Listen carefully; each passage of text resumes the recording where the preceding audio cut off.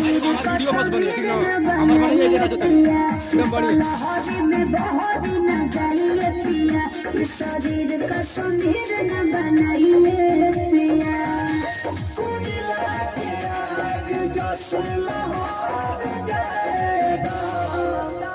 सलाई पकाती रगार जाएगा, कमर में दिसंबर गुजार जाएगा, गरम हट के हट भीतर जाएगा, कमर में दिसंबर गुजार जाएगा। ऐसे कैसे गुजरना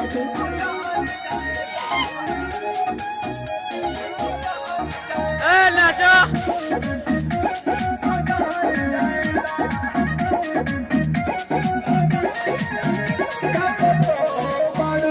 पतो बारू अब पुअरा के तू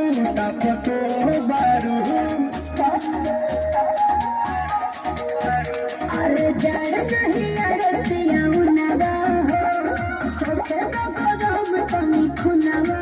हो, सारी चिंगारी होई मारी जाएगा, कसलाई पकाती रगड़ जाएगा, कमर में दिसंबर गुजार जाएगा, गरम हट के हट भीतर जाएगा, कमर में दिसंबर गुजार जाएगा। कि तू तो दिल बड़ा खुश के हुआ, कमर पर लच लच ला